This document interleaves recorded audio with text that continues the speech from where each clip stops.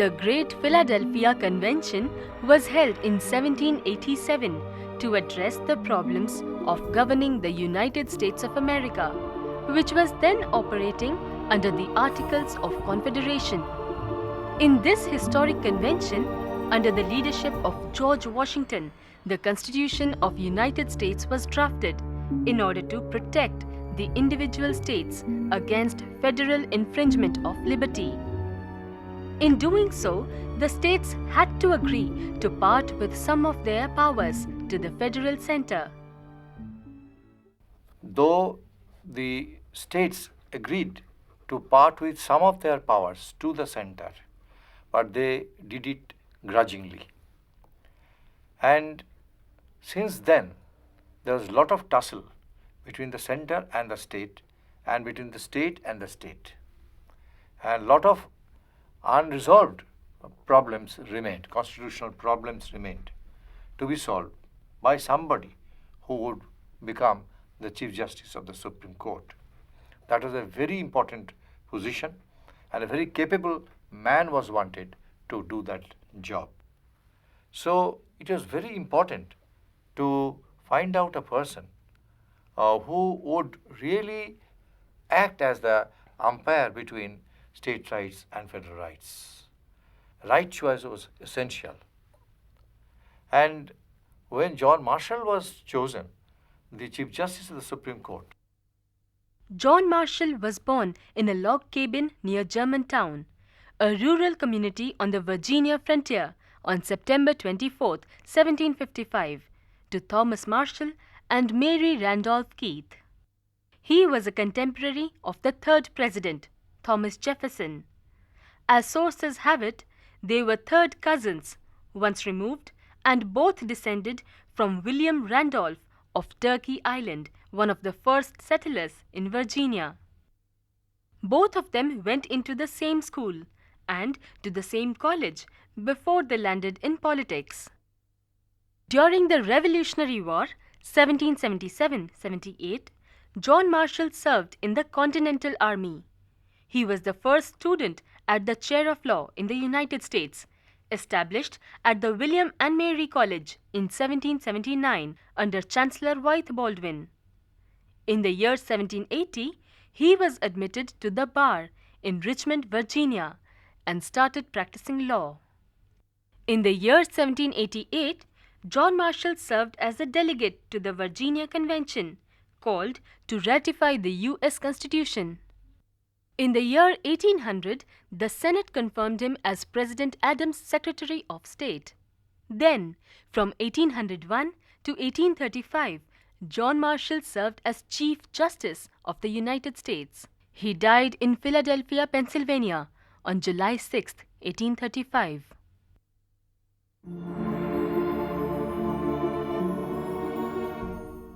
Leading the Supreme Court of the United States was the most important work of John Marshall's life. President Adams had first offered the seat to ex-Chief Justice John Jay to replace Oliver Ellsworth as Chief Justice. But John Jay declined the offer on the grounds that the court lacked energy, weight, and dignity. Then, on January 20, 1801, President Adams nominated John Marshall, and he was unanimously confirmed by the United States Senate on January 27th and took office on February 4th. John Marshall served as Chief Justice of the United States from February 4th, 1801 until his death in 1835. Describing the complexity of this situation, Professor Palit comments, John Marshall was made the Chief Justice of the Supreme Court under the new Constitution. Those were stormy days because the states were grudging the diminution of their rights to the center, and there was frequent tussle between federal rights and state rights. An umpire was needed to settle the contest. The state of anarchy was visible. States were fighting the states all the time over petty issues. The nation had not really become broad-minded. There was no nationalism born as yet. Parochialism was the order of the day. States were very selfish, very parochial, very selfish, and their whole attempt was to dribble out more concessions from the center and more territory, more property, more power from the neighboring states. Be it some trade rights, be it navigation of a natural frontier of a river, like in the case of Potomac or Hudson. So over these issues, or construction of a road, suppose, from one state to the another, which can be called interstate road. In all these things, the national interest, the federal interest was given up, and the states were fighting tooth and nail to carve out as much fortune to their own state. And they had very little consideration for America as a nation, very little consideration for some federal steps to be taken in the matter in dissolving this conflict of resolutions. So they thought that the federal government that they had created at Philadelphia was actually their enemy. But this was the prevailing notion. But John Marshall tried to show that it was not actually an enemy. It only wanted to assure the national objective, the federal objective, which would not infringe upon state rights. There could be conflict resolution, happy reconciliation of federal rights with state rights. So nobody would be deprived ultimately. So he wanted to convince that. And therefore, he went on asserting in his 35 years of tenure, he went on to assert the role of the Supreme Court and interpret the Constitution in such a way that he became the custodian of the Constitution. His word was law, virtually. And the way he gave the twists and turns to the phrases of the Constitution, he could claim so much power to the federal government and to the Supreme Court. He really became the umpire, the arbiter of American democracy, American development as a nation. So this was the historic role. We don't know that he really wanted to claim more power to himself. He was not doing power politics. One thing sincere about John Marshall was that he wanted to arm the federal government with power so that there could be a strong republic born, American Democratic Republic born. That was his intention. And we all know there is an adage that twice makes a custom.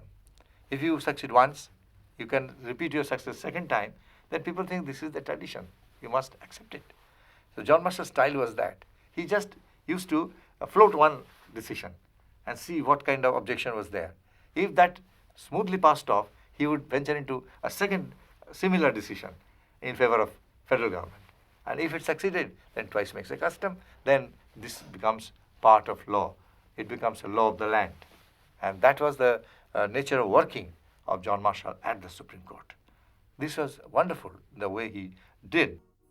In strict legal terms, judicial review means power of the supreme legal body of the land to interpret the law of the land.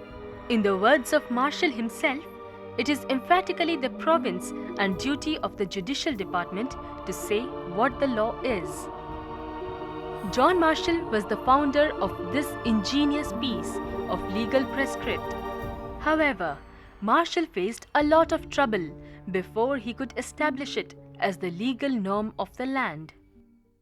Initially, there was a lot of opposition, but gradually, judicial review became an accepted part of the Constitution, article of faith, we can say. It became an article of faith, ultimately. So, judicial review was established, judicial review. So, here I want to ask you that was it successful in establishing judicial review, or were there setbacks also? Well, for that, we have to actually take up some cases of judicial review. And then in the balance sheet, we'll see whether he succeeded or he failed. So at this stage, Naturally, since you asked this question, I have to review some of the cases he handled of constitutional issues. The first case that he handled in 1803 was a case called Marbury versus Madison.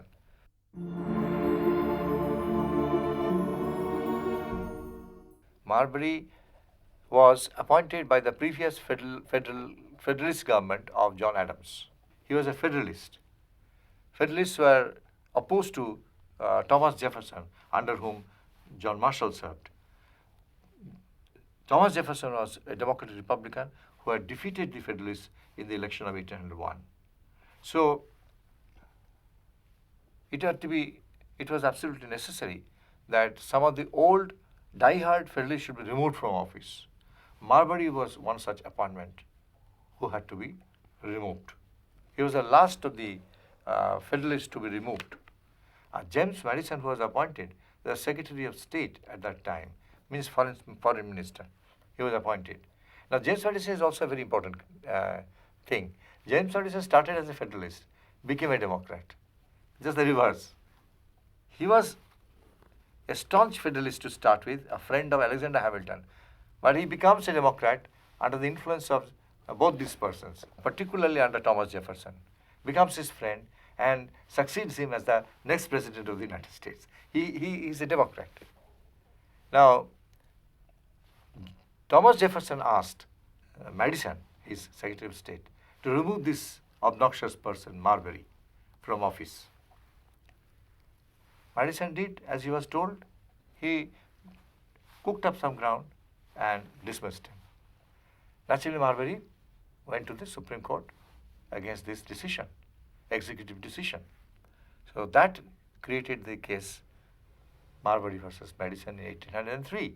Marbury versus Madison is the first important case of Marshall's career in which the Supreme Court invalidated a provision of the Judiciary Act of 1789 on the grounds that it violated the Constitution by attempting to expand the original jurisdiction of the Supreme Court. In this case, John Marshall found that this was a very ticklish case. What to do? Because technically speaking, legally speaking, Marbury just couldn't be removed like that over partisan causes. At the same time, he had to support federal government. He wanted to support Thomas Jefferson and Madison. So he said that I want a judicial review of the case, and said, on reviewing this case, I find that there is a prerogative of the president to remove some undesirable persons with whom he couldn't really work. So, from that point of view, he is justified. At the same time, he pointed out that the federal government, particularly the executive, should not indulge in this very frequently. The Supreme Court reserves the right to review such cases and ask this federal government to stop where they had gone into excesses. So this is a rare thing that they have exercised, which is condoned for the time being. They should not be made into practice, because you cannot take away somebody's job on the ground that he was not your party man. You couldn't do that. But sometimes one had to cross the bridge. Sometimes one had to remove such obnoxious persons. So he defended the executive, at the same time says executive must not go into excesses in doing this and destroy individual rights. So this is a typical case of judicial review. He was, he was balancing both federal rights and individual rights here, private rights here, and somehow he was giving the go to Jefferson's government, and Marbury had to leave the job. So in this way, since it was said to him as an arbiter, he took his stand in defense of the federal government, at the same time, in a way, defense of the individual rights, and made an adjustment and some compromise here. And this was the first deal. Then we find another case in 1810, which is known as Dartmouth College versus the trustees in the New York State.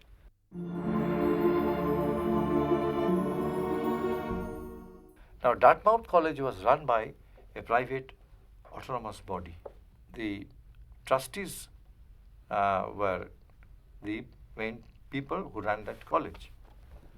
But somehow the state legislature, they intervened in the management of this Dartmouth College and wanted to put some of their own men into the body, in the governing body of the college. Trustees objected to that. They thought that this was an interference into the autonomy of the management. So there was a tussle. The case came before the Supreme Court in 1810. John Marshall once again exercised what he called judicial review.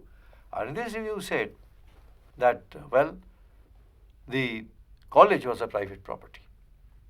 Clearly, any college which was founded by autonomous means and money should be declared a private property.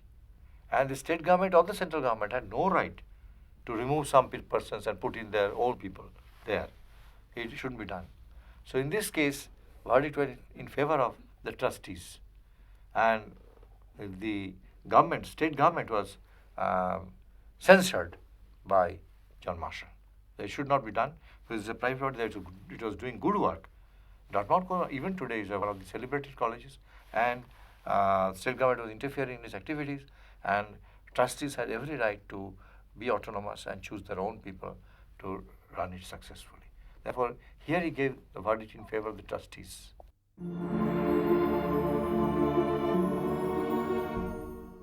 During the 1810s and 1820s, Marshall made a series of decisions involving the balance of power between the federal government and the states, where he repeatedly affirmed federal supremacy.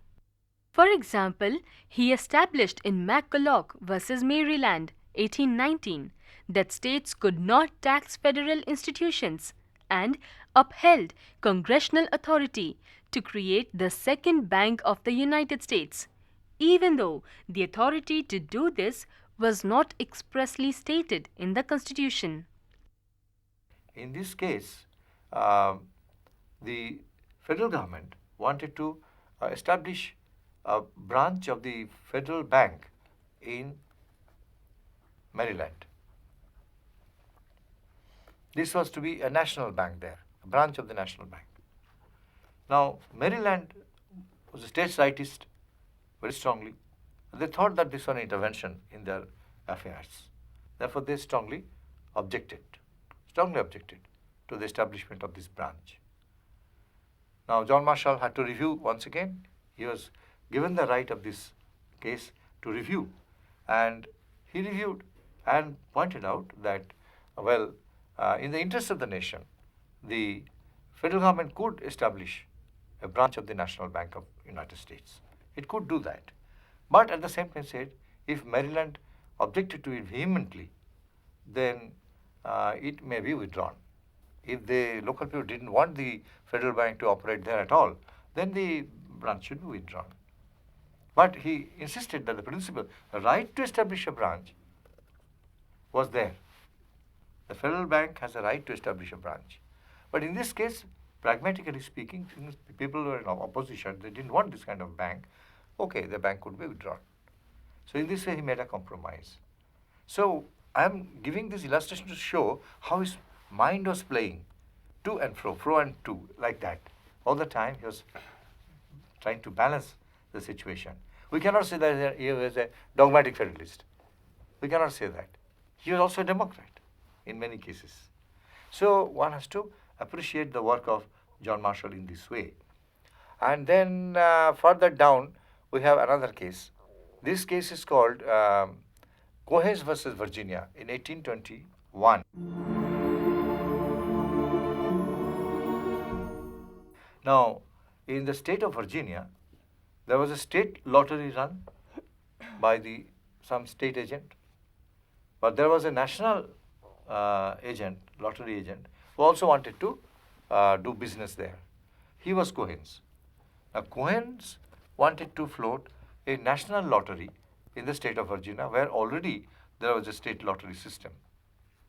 That was a state right matter. But he was the national, this federal right. This case came up before him. He reviewed the case once again. And after going through pros and cons of this case, he said that, well, financial matters like this was a national question. You cannot restrict this kind of national funding process, because lottery, mostly for funding and development. So such development process through national funding by demanding state rights in financial matters all the time. Already he had a rebuff in that case, McCulloch v. Maryland, where branch could not be established. Again, there was a national case where state was objecting. He said, no, Cohens should be allowed to run a federal lottery. And Virginia's objection was overruled.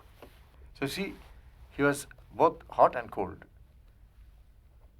In the previous case, he was cold. Here he was hot. He asserted. And he said, no, Cohens could issue a lottery in the national interest. It was a federal agent. It could do that.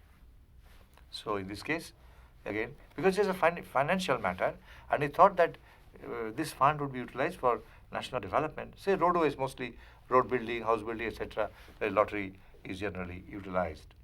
And therefore, keeping everybody's profit, the main funding goes to some federal body who would construct the roads or buildings or whatever, hospitals, etc. So here in this case, we see that he was doing the reverse. John Marshall in Cohen versus Virginia established that the federal judiciary could hear appeals from decisions of state courts in criminal cases as well as in civil cases, over which the court had asserted jurisdiction in Martin versus Hunter-Schlesy, 1816. Next came Gibbons versus Ogden. And then I refer to the last case. This case is called Gibbons versus Ogden. This case came up in 1824. In Gibbons versus Ogden, this was a fight between New Jersey and New York, two states, over the boating right on the Hudson River. Hudson River actually bisects the two states. It is the natural frontier between the two states. So both states and even federal agents, they wanted to run a steamship flotilla company on the Hudson, because many people, even today, they come from New York, work in New Jersey, and go back in the evening, like our Howrah and Calcutta, something like that. So it always takes place. Therefore, they thought that this should be a national priority. And it came before John Marshall. John Marshall said, well, it's a national federal question. And it is in the interest of the nation, United States of America. It's not in the interest of New Jersey or New York. It is for the United States of America, all American people who fly through this route. And therefore, he said, no, the national operator should be allowed to operate here. That is Gibbons. In this way, he settled the question. And he was so forthright and aggressive in his arguments. And the way, you see, all the time he was harping on the same question, that it is in the interest of the American people, it is in the interest of the federal government, it is in the interest of the nation. And at the same time, in some cases we see he was also defending private rights. Like in the Dartmouth College versus Trustees, he was supporting private rights. Or McCulloch in Maryland, he had allowed Maryland to carry its point that no state branch of Bank of United States was necessary. So in some cases he was favoring states, in some cases he was favoring private property, in some cases he was supporting federal decisions, federal contractors, everything federal. After John Marshall came Roger B. Taney as the next Chief Justice of the Supreme Court. But John Marshall was comparatively much more neutral than Taney. Taney was a friend of Andrew Jackson, the president from the West. And we find that the virus of the Southwest was carried by Roger B. Taney. He was more sectional than federal or national. So if we compare John Marshall with Roger B. Taney, we would see that John Marshall really worked for national interest, whereas Taney worked for sectional interest much more than him. Sir, what was Marshall's main goal behind the efforts that he made to uphold the federal constitution? This question is very much debated among historians. Many people think that he was also championing Federalist rights, the, the agenda of the Federalist Party. He was for the wealthy people, propertied people, and he was also for accumulation of power in the hands of the already powerful. So he was doing all these decisions only to favor the plutocrats against the poor people. That is the allegation against him. And sometimes the allegation also to the other extreme that he was a power monger himself. He was a power monger. So that is also a charge at personal level is also made.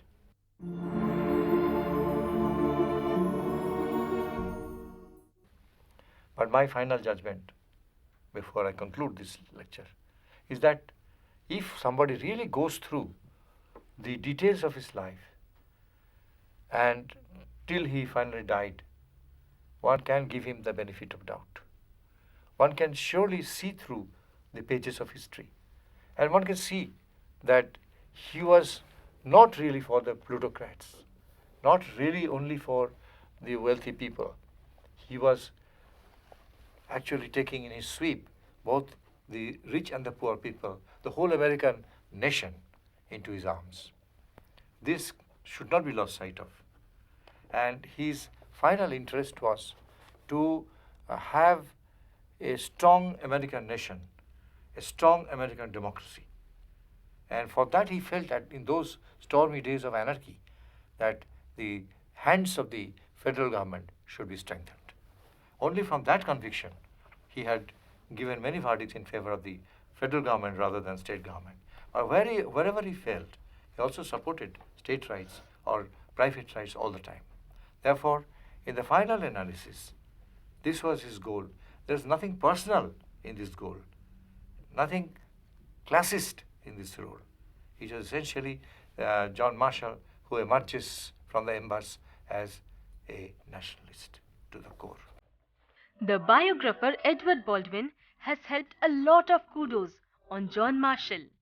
Even a critical person like Richard Hofstadter in the first book American Political Traditions and the Men Who Made It was rather caustic.